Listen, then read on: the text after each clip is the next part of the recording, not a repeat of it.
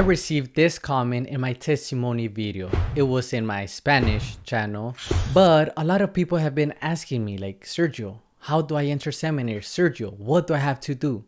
I know this feeling because I too struggled before entering seminary. So in this video, I'm going to talk about the steps you need to take in order to enter seminary, the things you will need, and how long the process take.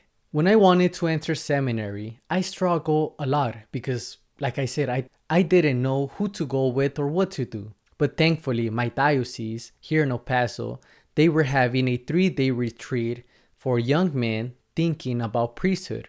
I went and I got to meet the rector. I told him about my desire to enter seminary, and then we set up a meeting, and then we moved forward with the application. I know that not all of you or your diocese might have a retreat for young men thinking on priesthood, but just follow these steps and before you know it, you're going to become a seminarian. Before moving to step number 1, I have to mention prayer, especially for somebody who is entering seminary. You have to pray about this, obviously. Don't just go because you just have this thought and that's it. Pray about this because this is the most important thing. I highly recommend everybody to watch this video. It helped me a lot and tremendous video. It's going to help you as well. Okay, step number 1, call your diocese. It's that simple. Just call them. And if you don't know the number, just go to your local parish, ask them for their number, or just Google it. Type in San Francisco Diocese.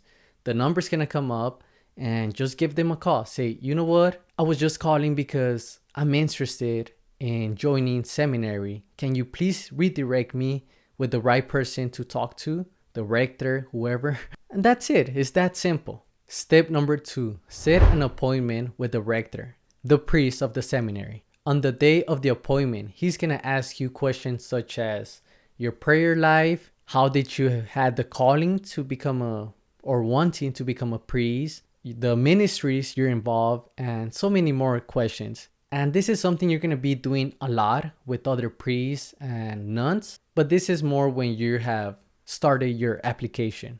I actually love this because the church gets opinion of other priests and nuns because they all want to agree that yes, this young man wants to become a priest. He's not just joining because he can't find a girlfriend or because it's his last option or because he can't find a job. No, they are looking for men who actually want to become priests. Not just because it was their last option, but because they want to. Step number 3, do everything you're asked to do. This will depend how fast you become a seminarian. In my case, I became a seminarian in 1 month and a few days. My process was quick because I did everything quick. But if you take long, first of all, you're showing that you're not that interested. And second of all, your process is going to take even longer. I remember that they even told me, wow, Sergio, your process was fast.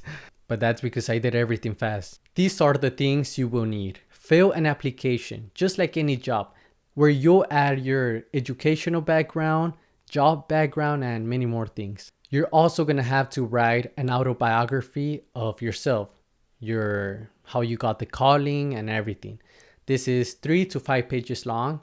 I actually enjoyed this. You will need to obtain recommendation letters from priests, friends, co-workers, teachers, and guidance counselors. You don't need a letter from each, but it will definitely help with your application. You will need to do a health physical, and you're also going to have to go with the dentist. This is something you're going to have to pay by yourself. And this is done because the diocese wants to know everything about you. They want to know if you have something wrong, if you have a health problem.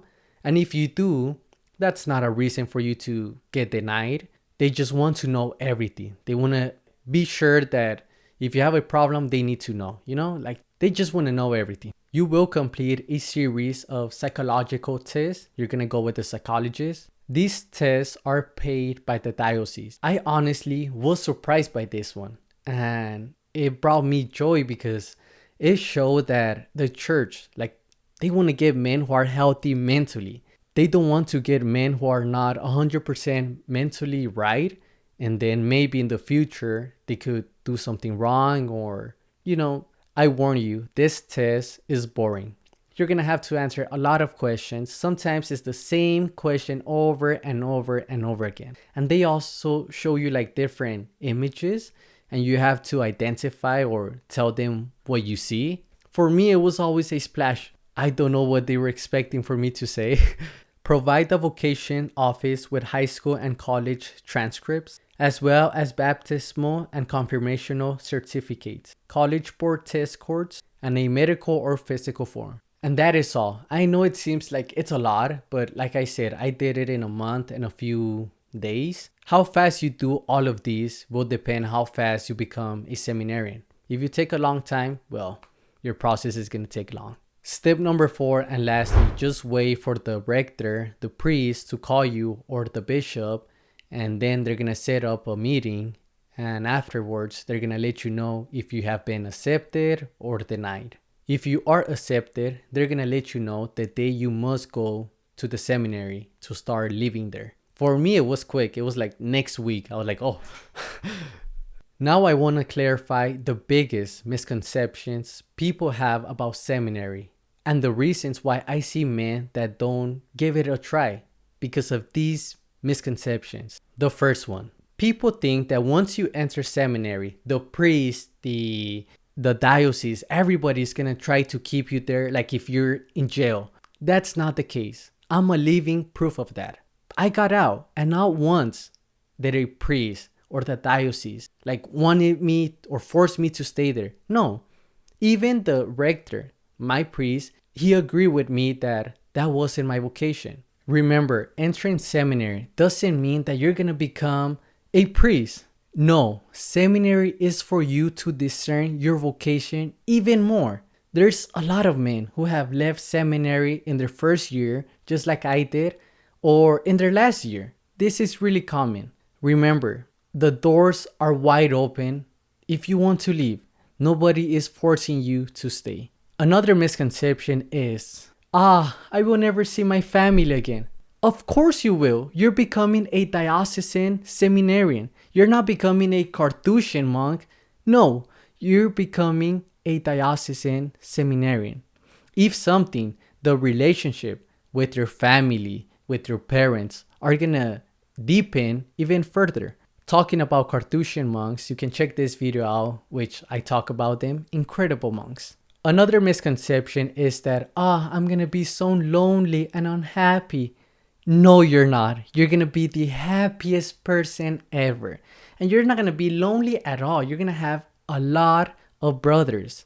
This is what I love the most about seminary, that you create a new family. It's like if God, knowing that you left your actual family, He gives you an even bigger one. The amount of friends, or should I say, brothers that you will have is just incredible. The bonds you will create with your fellow brothers are just beautiful. I remember my last day of seminary, the day before I left, I got all serious and sentimental. And I told my friend, my brother, Caleb, I told him, you know what, Caleb?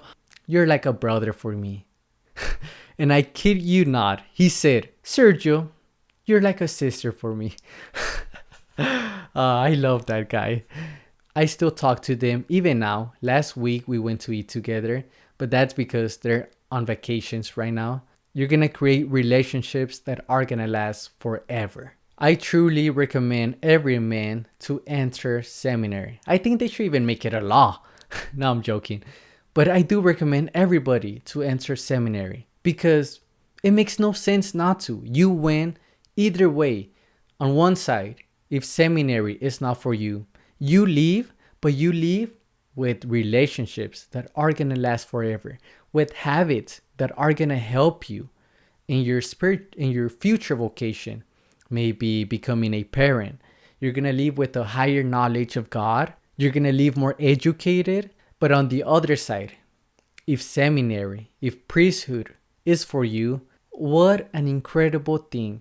You're going to be able to consecrate a simple bread and wine into the actual body and blood of Jesus. This is something that not even Mary or angels could do, but you as a priest will be able to do. You know what? I think I'm gonna become a seminarian again. No, I'm joking. No, seminary is not for me anymore, but who knows? Maybe becoming a Carthusian monk. Maybe. But as of right now, I have nothing planned. Just letting you know. I want to finish by showing you this video of a priest who got ordained, and this is what he said. There's a tradition that when the mother of a priest dies, and when she comes before the Lord in the pearly gates, he will ask her, "I have given you life, what have you given me?" And she will say, "I have given you my son as a priest." And so when my father dies and he appears before the gates of heaven, God will ask him, "I have given you life. What have you given me?" And he can say, "I have given you my son as a priest."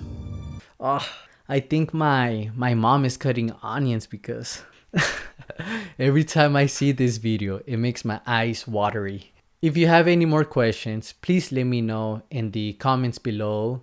And check this video out of the Carthusians monks, incredible monks, holy monks. Check it out. Keep me in your prayers, and I'm going to keep you in mind. God bless you, and ciao.